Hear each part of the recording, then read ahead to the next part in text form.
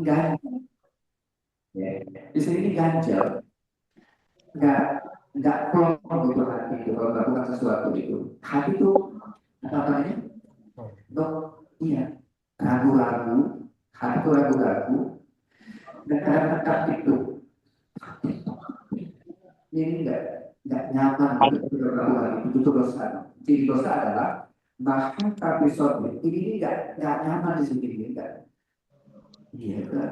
Mau nggak ya? Makanya orang berbuat jahat itu selalu biasanya dia menyembunyikan. Dia takut, nggak mau dia ketahuan orang berbuat jahat itu. Karena dia tahu itu jahat, ya, itu jahat. Kemudian kamu tak suka perbuatan itu dilihat orang. Nah itu bisa seperti itu bisa kita pantau dengan diri kita. Nah orang yang bertakwa itu sensitif Pak, Bu. Walladzina idza fa'alu fahisyatan aw dzalamu anfusahum dzakarullah. Cepat ingat Allah. Cepat ingat Allah Subhanahu wa taala. Nah, hadirin hadirat Allah. Oleh karena itu, kita ingin hal-hal seperti ini mau kita wujudkan dengan kita berpuasa. Mari kita lihat bagaimana cara kita untuk mewujudkan ini. La'allakum tattaqun ini. Terus sekalian, setiap hari latihan kita, ya tadi mau infak, marah kita kendalikan, kemudian kita memaafkan orang. Kira-kira puasa ini masih ada masalah dengan orang, tak mau juga masih teguran atau masih mukul masam terus, masih bilang tak aku tegur sampai ya, sampai mati, mau sampai mati kadang-kadang. Ya, tak aku tegur sampai mati. Udah ya. Jadi kalau begitu tuh, ya, ini tidak dapat nih, tidak dapat nih. Ya, walaupun anda tidak dapat, ya, tidak dapat. Nah ini kayak begini lepas Pak, Bu, lepas. Infak dilakukan berkaitan emosi. Kalau ada masalah dengan orang, cepat selalu memaafkan, saling memaafkan. Saya nggak mau lanjut nih, saya nggak mau lanjut ceramah dulu. Kalau masih ada masalah dengan kawan, dengan orang, hari ini mau nggak janji untuk memaafkan. Baru kita lanjut di ceramahnya. Mau nggak maafkan? Ya. Jadi janji setelah ini kalau ada masalah, ya, kita pun dulu, ya, maafkan. Ya, kita betul. Setiap ada masalah, kalau kita simpan ke dalam, itu jadi penyakit. Itu akan jadi penyakit. Dia harus lepas ke atas. Ya, dia harus lepas ke atas. Tidak boleh disimpan ke dalam hati. Sakit Pak, Bu. Hidup itu sakit. Ya. Oleh karena itu, puasa kali ini, ya, mudah emosi dikendalikan, dan masalah dengan orang saling memaafkan, ya, saling memaafkan. Insya Allah, kalau kayak begini kita lakukan, ini memudahkan melancarkan kita untuk takwa, ya, ini untuk takwa. Kemudian, kalau ada dosa, jangan dipelihara, ya, jangan betah dengan dosa, karena memang orang itu ketika ada dosa ini sifatnya Pak, Bu, etik Pak, apa namanya, kecanduan, bisa nyandu, dosa itu bisa nyandu. Orang akhirnya ketika awal melakukannya kayaknya dia bermasalah atau punya takut melakukannya. Makin lama dia bisa menikmati dosa itu, ya. Makin lama dia bisa menikmati dosa itu. Ya. Bahkan ditegur, dia tersinggung. Ya. Nasihati dia lari. Lalu kalau sampai ketiga itu bahaya. Karena sebenarnya ketika dia sehat, hatinya masih sehat, imannya sehat, ketika dia masalah, nggak perlu orang dulu yang nasihati dia. Itu langsung dia sadar sendiri bahwa itu salah. Mau cepat dia langsung melakukan perubahan. Nah, kalau ada dosa-dosa yang kita lakukan hari ini juga, ya, hari ini juga, di puasa ini juga, tinggalkan, ya, tinggalkan. Nah inilah yang membuat, ya, azab kayak begini, tekad kayak begini, ya, kalau ada kita lakukan, maka segera saling memaafkan. Kalau ada dosa, maka segera kita tinggalkan, ya, segera kita tinggalkan. Walladzina idza fa'alu fahishatan aw zalamu anfusahum zakarullah, dia langsung ingat Allah, bertaubaru lidzunubihim, maka dia istighfar dengan dosa itu, ya, dia istighfar dengan dosa yang dia lakukan, ya. Nah, hadirin sekalian, kalau itu kita lakukan, insya Allah, ya, itu mudah kita akan mendapatkan la'allakum tattaqun, semoga kalian bertakwa. Nah, hadirin Allah, langkah-langkah yang bisa kita ambil di antara pada saat kita berpuasa ini, mari kita mulai dari rukunnya, Pak. Rukun puasa. Satu apa? Niat. Ya. Satu niat. Niatnya kapan? Harus dimalamkan, Pak. Namanya itu niat namanya. Memalamkan niat. Ya, memalamkan niat. Maka biasanya di kita itu sering dipandu sama imam atau sama ya, imam lah di antara yang mandu. Mari setelah tarawih itu kita pasang niat. Karena memang beda antara puasa wajib dengan puasa sunnah. Puasa Ramadan ini harus dimalamkan niat kita. Kalau puasa sunnah, Nabi biasa aja, kalau sebenarnya awalnya tidak niat puasa, tapi pagi-pagi mau makan, belum juga minum, nanya istrinya, ada makanan enggak? Gitu ya, ada makanan enggak? Kalau istrinya bilang, maaf belum ada, karena udah kalau gitu puasa saja. Nah itu kalau untuk sunnah boleh, ya. Untuk sunnah boleh. Tapi ya, kalau puasa Ramadan tak bisa. Ya. Puasa Ramadan tak bisa. Harus niat dari sejak malam. Ya, yang dimaksud dengan malam adalah sampai jelang subuh ini, masuk waktu subuh itu malam. Artinya dengan kita sahur saja itu sudah masuk, kita berniat untuk melaksanakan puasa. Tapi kalau kita khawatirnya, kalau kita tidak pasang niat sebelum tidur tuh, takut tidurnya bablas, ya, takut tidurnya bablas. Akhirnya bangunnya ya subuh azan, mau puasa belum niat untuk besok. Ini yang kita khawatirkan. Oleh sebab itu antisipasinya niat puasa sejak malam. Ya, sejak malam sebelum tidur niatkan puasa.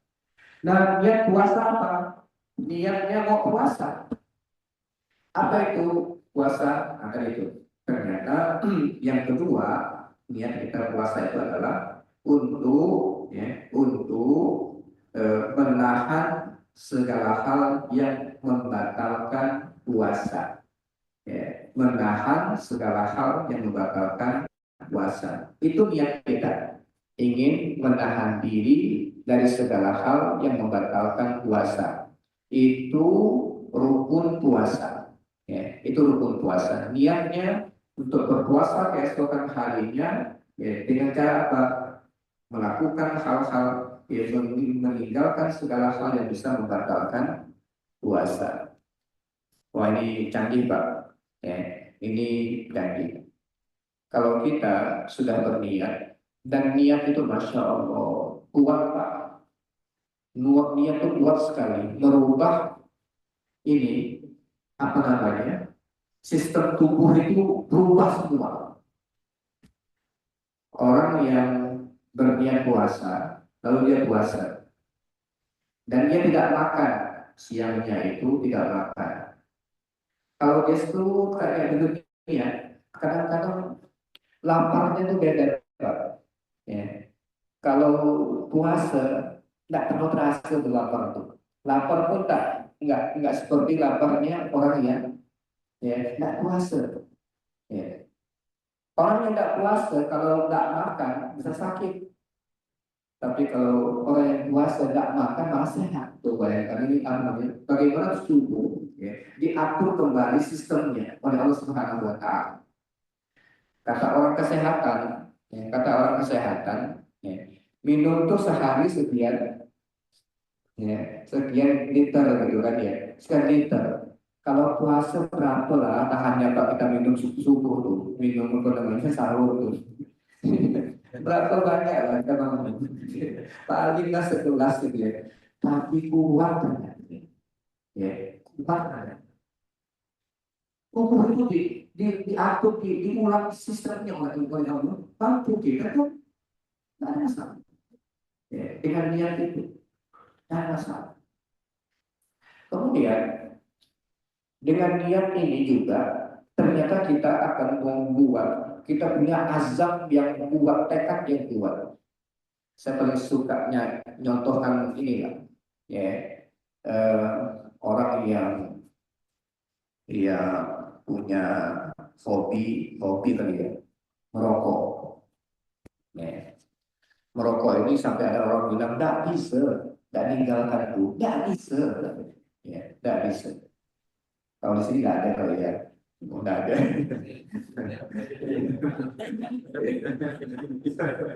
Iya, yang sampai bilang tuh nggak bisa, gitu ya, meninggalkan rokok itu. Tapi dengan niat puasa, ternyata bisa, ya bisa ternyata.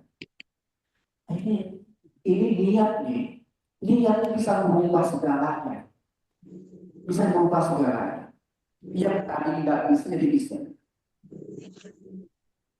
Jadi sebenarnya meninggalkan rokok itu bisa nggak? Iya, sebenarnya bisa. Bukti apa? Fase bisa. Ya, bisa sebenarnya. Nah jadi meninggalkan maksiat bisa nggak? Bisa. Buktinya fase bisa. Nah, apa harus dilakukan? Niat. Nah, ya. Dimulai dari meninggalkan sesuatu itu, melakukan sesuatu bermula dari niat. Kalau niat sudah kuat bisa, ya. Niat sudah kuat bisa. Tapi Allah yang akan ngatur segala itu. Allah yang ngatur segalanya. Nah jadi eh, ini yang bilang tak bisa itu siapa? Ya, dia sedang membuat, ya, dia buat apa namanya? Dia pembatas tembok untuk dirinya tidak bisa. Dia sendiri yang mengatakan tidak bisa. Padahal dia kalau dia bilang bisa, Allah akan bantu dia supaya bisa. Ya, Allah akan bantu dia supaya bisa. Oke, kena di rumah yang kali itu. Dan Masya Allah, apa namanya, umpamanya ngaji. Kalau hari-hari biasa Pak, berapa lama kuat kita ngaji? Ya, tergantung lah ya kebiasaan kita ya. Tapi di bulan puasa ternyata bisa lebih, ya, bisa lebih. Dan ketika kita sudah punya niat, ternyata nanti itu ada cara dari Allah untuk menyingkirkan hal-hal yang tak baik itu, yang tak bermanfaat itu akan tersingkir untuk apa? Untuk mewujudkan niat kita. Ya. Sampai ulama Quran itu bilang, Al-Quran itu luar biasa. Jadi kalau kita punya target eh, biasa lah, ya, target satu juz satu hari. Ada yang sampai setiap Jumat khatam sekali. Jadi kalau target kayak begitu tuh, itu yang target-target lain yang tak terlalu bukan target. Ada pekerjaan yang mengganggu, itu yang tak terlalu penting itu nanti akan nyicil, itu namanya prioritas. Kenapa? Saya punya target. Ya, saya punya target. Untuk mewujudkan target, hal-hal yang lain-lain yang tak penting akan saya korbankan. Nah, kita seringnya karena nggak punya target, kita sering korban, Pak. Ini sekarang korban ini. Ya, ini nih, ini yang bikin korban banyak kita. Nggak tahu berapa jam kita pakai ini. Ya. Berapa jam kita habis waktu karena ini. Ya. Tapi kalau kita punya target adalah ngaji dulu lah. Ya. Ngaji dulu. Akhirnya terkurangnya yang ini, terkurangnya kayaknya nggak ada manfaatnya. Nah itu niat tadi itu. Ternyata niat itu akan merubah semua apa-apa yang kita ingin wujudkan, meninggalkan sesuatu, tidak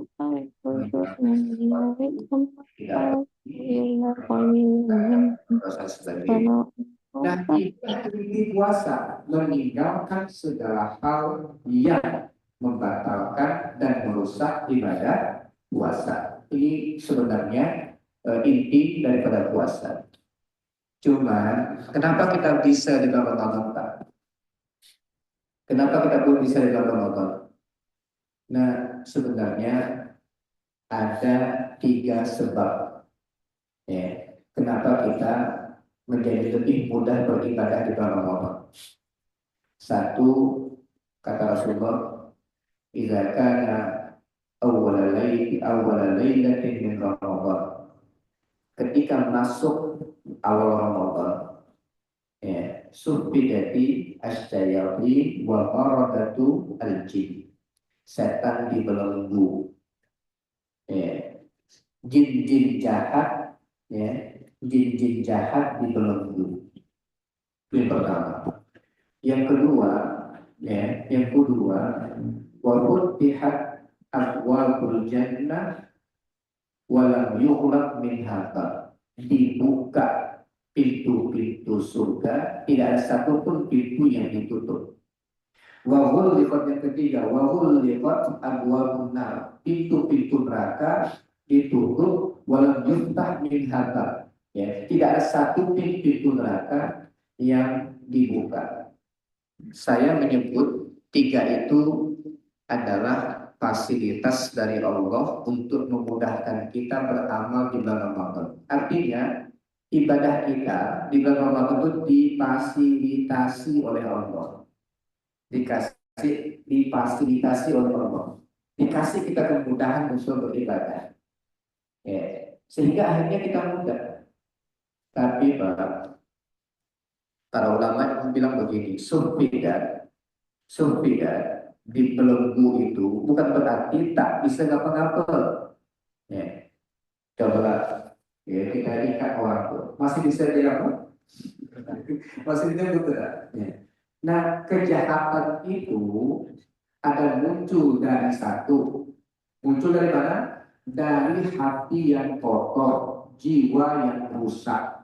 Yang kedua, dari setan yang mengganggu, baik setan jin maupun setan manusia.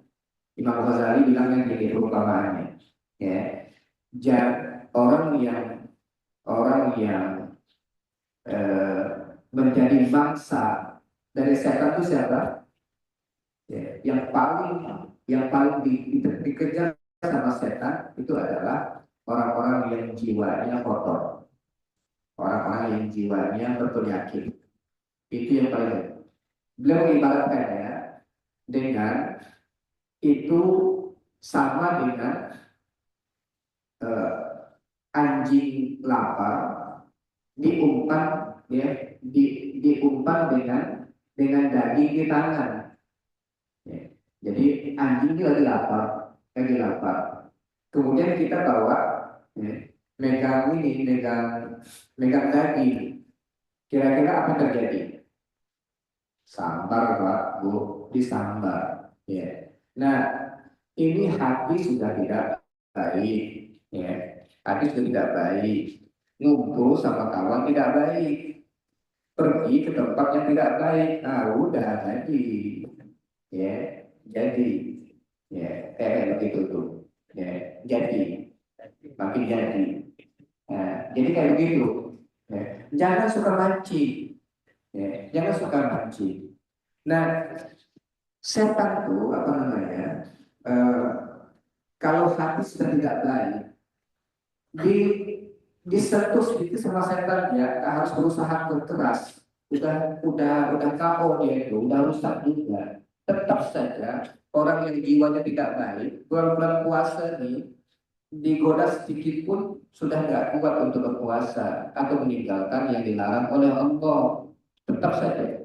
Tapi mereka menjadi sangat peluangnya tidak sebesar ketika dia dilepas oleh Allah Subhanahu wa taala. Inilah buktinya kenapa kita lebih mudah untuk beribadah di bulan ini.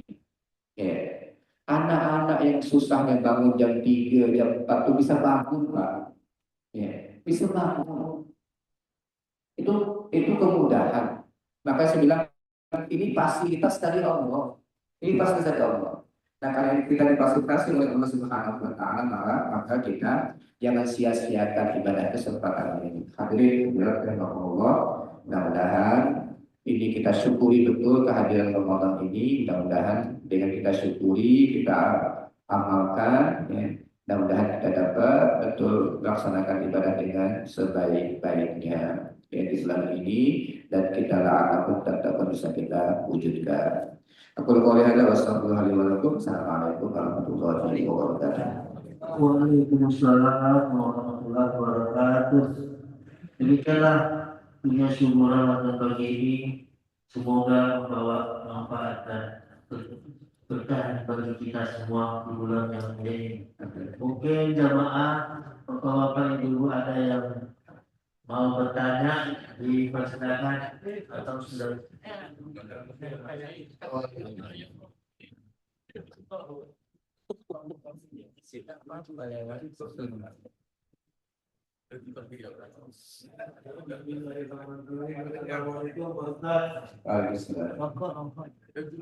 Kenapa Muhammadiyah itu beda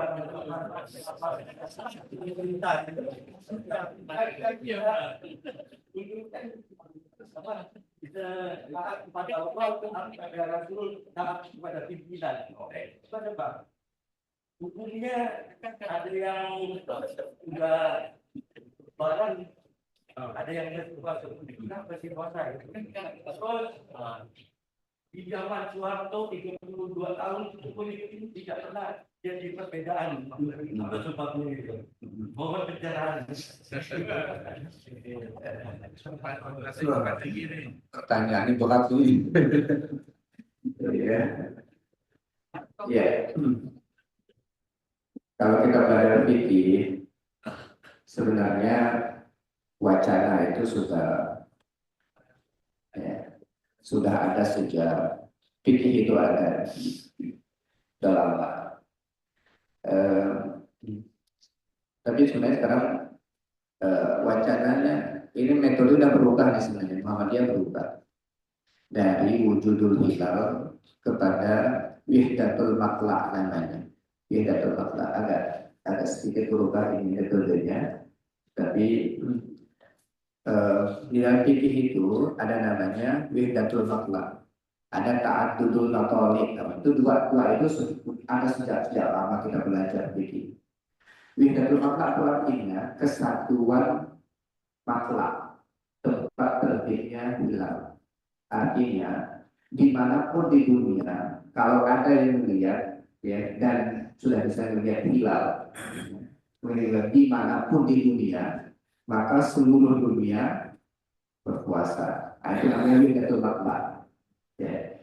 Kalau ta'addudul matlawi itu artinya setiap kawasan yang diikat oleh kesepakatan bersama, apakah negara atau kawasan ASEAN atau apa, ya. Kalau di situ muncul, ya, dan salah satu yang diikat dengan kesepakatan itu, maka hanya kawasan yang dilihat itu saja yang terikat dengan hukum tersebut. Nah, itu namanya ta'addud al-matlawi, ya, ta'addud matlawi. Dan dua hal ini sudah ada sejak zaman dahulu.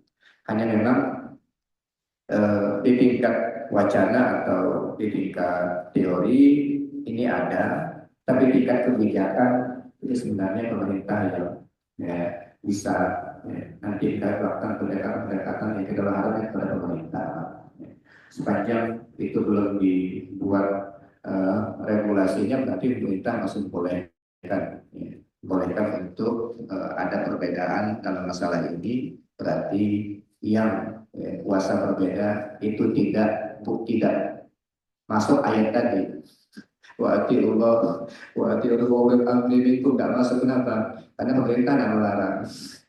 Kalau pemerintah melarang berarti itu yang tidak taat dengan ulil amri. Sepanjang pemerintah tidak melarang atau berikan peluang untuk terjadi perbedaan, maka berarti kita harus berusaha untuk saling menghormati dengan perbedaannya, karena dua-duanya ada dalam sistem hukum fikih kita. Wallahu a'lam. Nah, itu yang bisa. Terima kasih. Mari kita tutup dengan